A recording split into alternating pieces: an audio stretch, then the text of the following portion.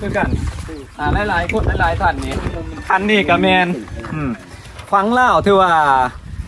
คือที่พี่น้อง FC หลายๆท่านคอมเมนต์ถามแล้วส่วนเกียร์รุ่นนี้จะเป็นเกียร์รุ่นที่ออกมาใหม่ราคาเนาะรุ่นนี้ถือว่าเป็นรุ่นออกมาใหม่แต่ว่าจักรนี่จะเป็นจักรที่เห็นคือกันที่90กำลังนะจะ10แห่งเป็นจักรรุ่นนี้รถลูกซื้อต้นนั้นเท่าไหร่รถจ้ะ14 ล้านเนาะตอนนั้นพวกเงินคือบ่ซื้อจักรอันนั้นรถไทยจักรเขาว่ายันมาเนาะ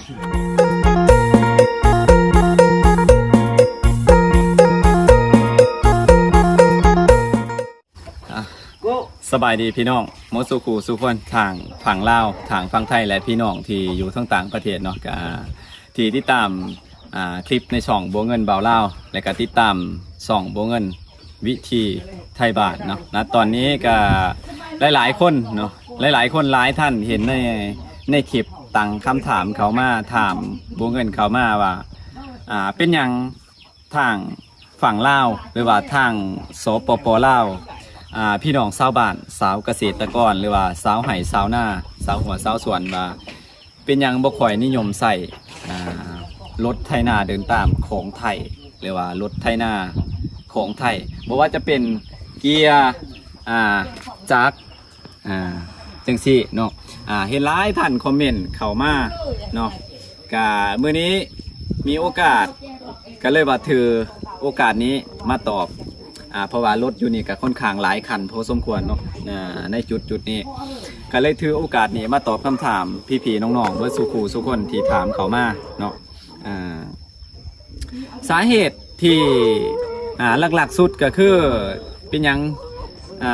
สาวเกษตรกรหรือว่าสาวไห่สาวหน้าทางฝั่งลาวเฮาส่วนหลายส่วนมากเขาเจ้าจะใส่เป็นรถไถนาเดินตามของจีนเป็นผลิตภัณฑ์ของจีนเนาะก็คือในยุคแรกยุคช่วงทำอิฐเนี่ยจะรถไถนาเดินตามบอกว่าจะเป็นคูบูต้าที่เนาะคูบูต้าเซตที่เนาะหลายๆแบรนด์ของไทยแล้วก็เป็นเฟืองเกียร์ที่เป็นเกียร์3เลขเนาะหรือว่า3เกียร์ช่วงนั้นยุคแรกๆนะปีโบเงินยังจำได้ประมาณปี2000เท่าไหร่เนาะ2006-2007นี่แหละช่วงนั้นจะบ่ท่านมีเป็นของยี่ห้อของไทยเนาะยุคนั้นจะเป็นยุคนี้เลยในรถนี่คือรถคันนี้นี่มาทางนี้ยุคแรกก็คือรถคันนี้เดี๋ยวเพิ่นโอ้อันนี้เบิดเนี่ยเดี๋ยวจังหน่อยจังอันนี้เคลื่อนเลือดเจ้าเด้อยุคแรกก็อันนี้จะเพิ่นม่างออกเบิดเลยยุคแรกจะเป็นรถอันนี้แบบนี้ยุคในช่วงแรกๆอันนี้นี่เป็นถอยออกอีกจังหน่อยอันนี้เป็นจักรอันนั้นจักรโกลเด้นโบเนาะจักรโกลเด้นโบก็เป็นน่าจะเป็นจักรจีนเครื่องจีนเนาะทับแต่ว่าภาษาเขียนภาษาสื่อจักจะเป็นโกลเด้นโบเป็นภาษาไทยพี่น้องเนาะอันนี้ก็ประมาณ20กว่าปีเลยคันนี้เนาะที่ว่าได้เปลี่ยนลูกสูบนี่2เทื่อแล้วลูกสูบก็แบนสูบแต่ว่าปอกสูบนี่ยังบ่ทันได้เปลี่ยนจักเทื่อคันนี้เนาะเป็นรถของตะกร้องเพิ่นของแม่ส่วนเกียร์จะเป็นเกียร์นี่เนาะเป็นเกียร์สีฟ้าแต่ว่าสติกเกอร์นี่ลอกออกเบิดแล้วแต่ว่ายังจำได้อยู่เผานี่เขาว่าลูกปืนอีหยังล่ะปืนเพลาใหญ่บ่ส่วนอันนี้จะเขาเขียนว่าสยามแทรคเตอร์เนาะตัวนี้เนาะคันนี้เป็นคันรถจีนส่วนคันตัดหน้าฝั่งนี่เป็นสยามแทรคเตอร์ก็เป็นเครื่องมือสองที่ไปซื้อมาพี่น้องฝั่งลาวเฮาไปซื้อมาจากฝั่งไทยแล้วเอามาขายโตอันนี้เป็นแบรนด์ของไทยเนาะหรือว่ารถที่นำเข้าจากไทยคันนี้เนาะคูโบต้าET95 เนาะเป็นรถของเจ้าของรถของโบเงินซื้อมาตอนนั้นก็พี่น้องหลายๆคนก็เห็นอยู่เนาะชุดนี้จะเป็นเกียร์สีแดงเนาะเกียร์แดงแต่ก่อนนะเกียร์นี่สีแดงแต่ว่าเข้าพ้นสีใหม่เนาะเกียร์นี่จะเป็นชุดสีแดงเบิดชุดเลยนะ เนาะสยามแท็กเตอร์เนี่ยบ่ฮู้ว่าเขาติดไหมหรือบ่เนาะจะเป็นชุดสีแดงพี่น้องเดี๋ยวมาเบิ่งฝั่งนี้ส่วนลายส่วนลายเรียกว่าจำนวนมากอยู่ฝั่งลาวเฮาเขาใส่เนาะเป็นเกียร์แบบเดียวกันเบิดเลยส่วนลายเดี๋ยวมาเบิ่งฝั่งนี้จะแบบเดียวกันเบิดเพราะว่าช่วงในยุคแรกๆตอนนั้นอันนี้ก็เป็นเกียร์สยามแท็กเตอร์คือกันเป็นเกียร์สีฟ้ากับแบบเดียวกันในยุคช่วงนั้นเนาะจะบ่ค่อยมีบ่มีเกียร์รุ่นขาวนะแต่ว่าเกียร์นี่อันนี้ก็น่าจะโกลเด้นโบคือกันเนาะอันนี้ก็เป็นว่ารุ่นใหม่เนาะลูกปืนเผาใหญ่เนาะเป็นแบรนด์อันนี้พี่น้องลองคอมเมนต์เข้ามาบ่ฮู้ว่ามันเป็นแบรนด์ของจีนหรือว่าของไทยเนาะตัวนี้แต่ว่าเกียร์รุ่นนี้จะหนักกว่าเกียร์สีขาวอีกเนาะรุ่นนี้ส่วนหลายสีเกียร์รุ่นนี้สีเกียร์รุ่นตีแม่นพอแม่นสยามแท็กเตอร์คือกันหลายคนหลายท่านนี่คันนี้ก็แม่นฟังเล่าถือว่า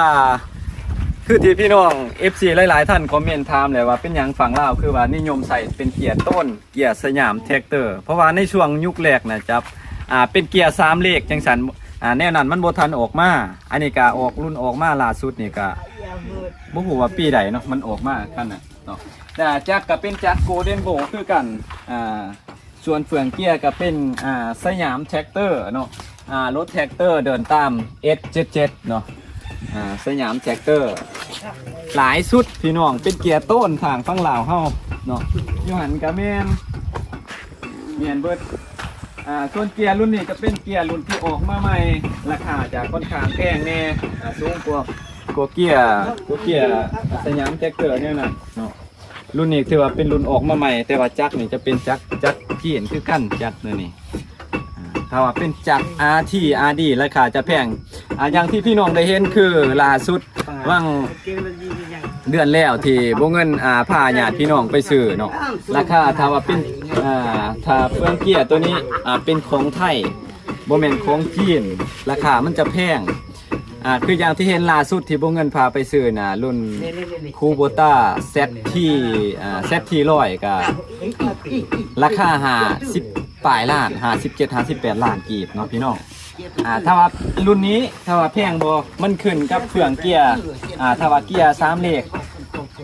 ถ้าว่ามันเป็นเกียร์ของจีนแบรนด์ของจีนราคาจะบ่สูงแล้วก็2มาแล้วก็คือเครื่องจักรมันเครื่องจักรมันนี่ถ้าว่าเป็นเครื่องจักรของจีนราคาจะบ่สูงเนาะประมาณอยู่30ปลาย40ช่วงนั้นก็บ่ถึงเนาะช่วงเข้าซื้อนี่ก็ประมาณ20ปลาย30เนาะตัวนี้อันนั้นรถผู้ใดพ่อใหญ่แอมคันนั้นรถไม่ใหญ่ไม่ใหญ่บ่ไม่ใหญ่โอ้ตัวนั้นจักรรุ่นดีอยากแพงแน่เพิ่นที่6ง่ายจักรง่ายกว่าเพิ่นได้บ่คันได้จักคูโบต้าบ่จักเบิ่งคันนี่ใครได้โอ้ที่90กำลังนะจะ10แห่งเป็นจักรรุ่นนี้จักรรุ่นออกมาใหม่คูโบต้าที่แต่ว่าต้นนี้ราคาที่48ล้านเลยพ่อใหญ่เอาคันเกียร์จีนไหนเกียร์จีนตัวนี้คันเกียร์ไทย50บาท4848ตัวนี้48บ่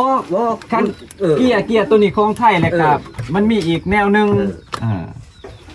ยันมาน่ะมีคือกันตัวนี้มันเป็นของไทยอันนี้ของไทยแล้วก็ซองมาแล้วเฮาเอาสุดทางหลังมันหันเบาะมันหันถ้าว่าเอาเป็นเครื่องไทยมันราคามันจะสูงตัวนี้นี่40ปลาย50แต่ว่าช่วงเพิ่นซื้อนี่บ่ฮอดดอกบ่ฮอด40ตัวนี้เป็น RT 90 plus เนาะ90 plus ตัวนี้แต่ราคาจะแพงคือว่าเพิ่นและในหมู่บ้านเนี่ยซื้อรถราคาแพงแน่เพราะว่าเกียร์กับจักรนี่ก็เป็นของแบบว่ารุ่นดีแน่ส่วนรถลุงซื้อต้นนั้นเท่าใดรถจ้ะ14ล้านเนาะต้นนั้น14ตัวนั้นเบิ่งเอาพี่น้องจักปีจังไสเอ้าเดี๋ยวเบิ่งแต่อีหน้าหัน 11เลย11ปีเลย รถนี่11ปีเลย 11ปี ถือว่ายังนิ่มเลยก็ ฟังเสียงยังนิ่ม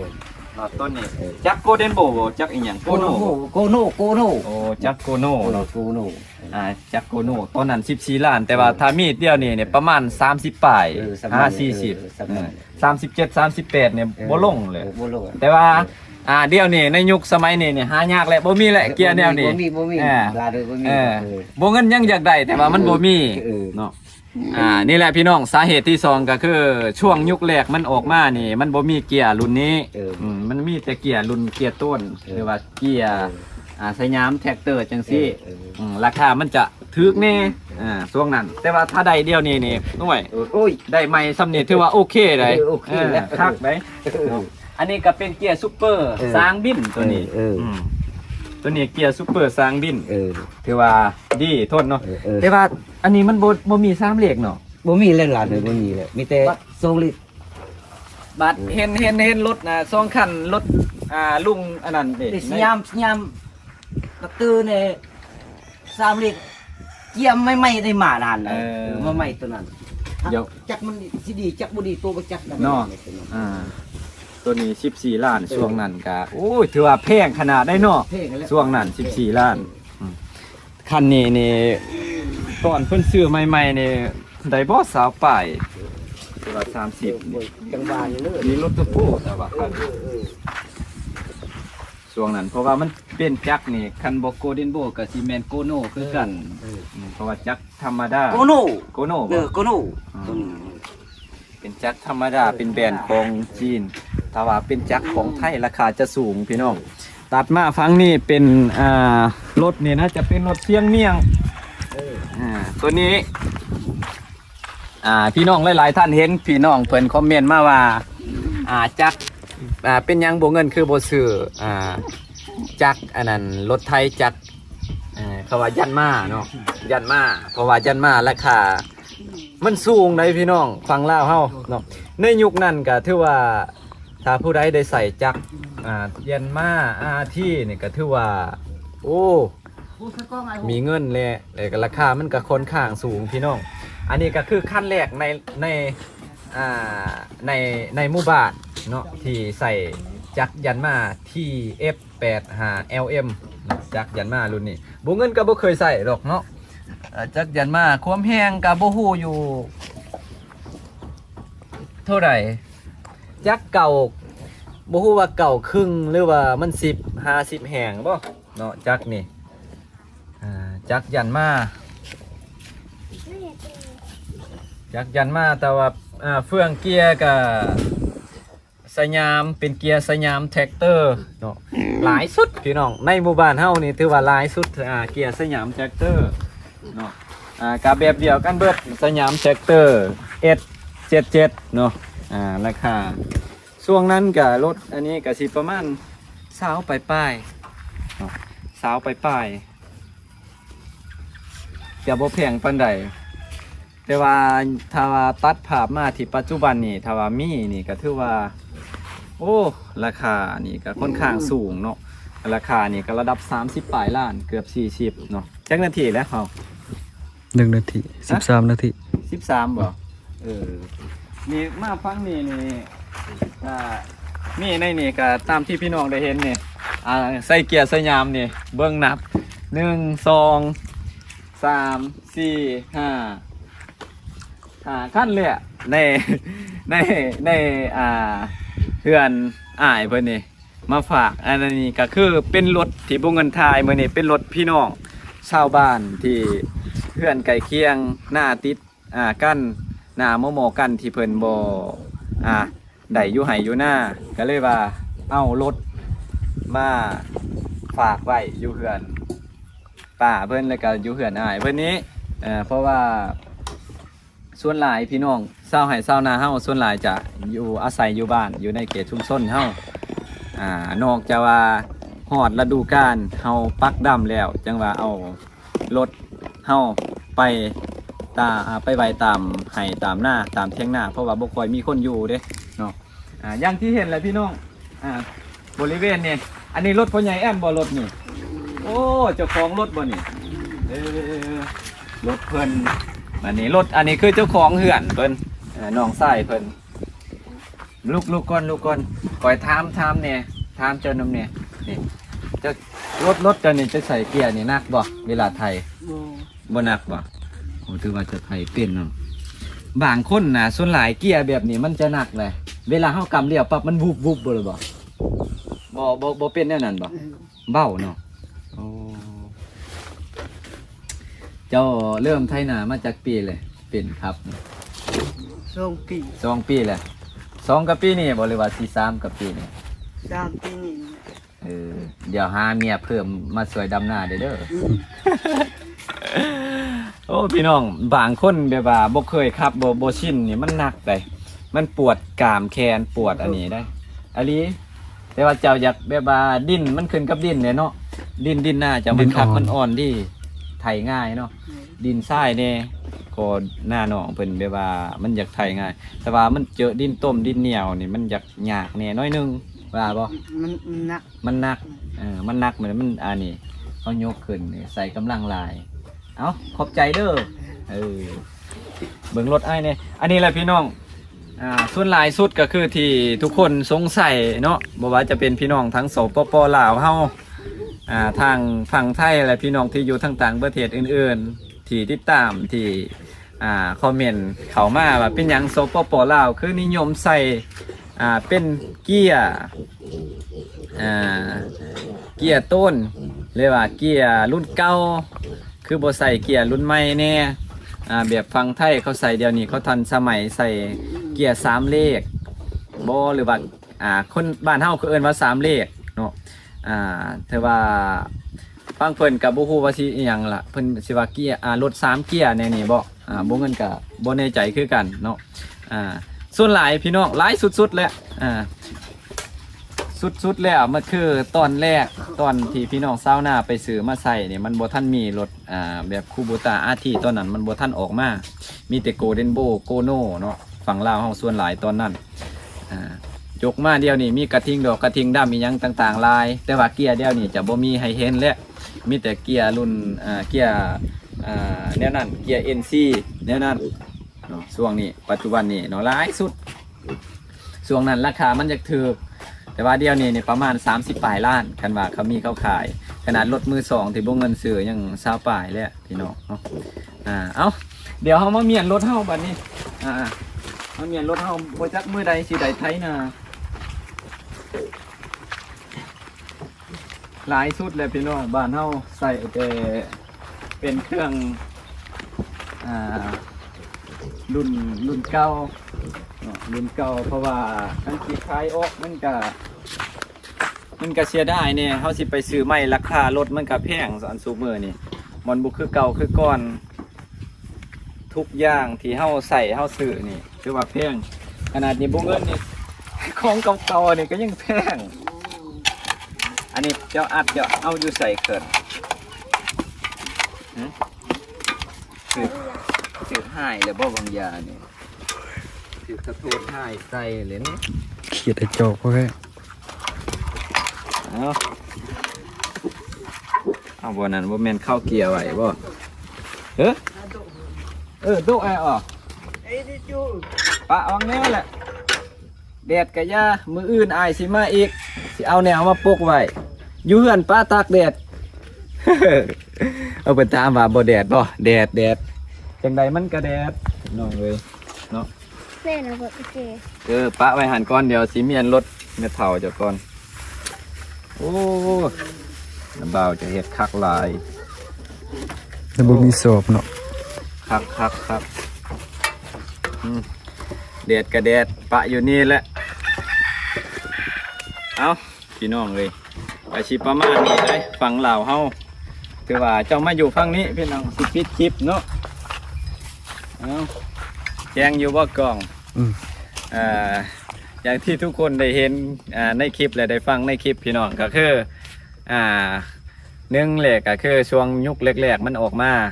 มันบ่ทันมีเกียร์ของไทยหรือว่าแบรนด์ของไทยมาขายซองเลยก็ราคามันถูกเนี่ยชาวนาชาวบ้านเลยนิยมใส่แต่ว่าในยุคปัจจุบันนี้ก็แน่นอนทุกคนก็ต้องเลือกไปว่าโตมันดีกว่า มันทนมัน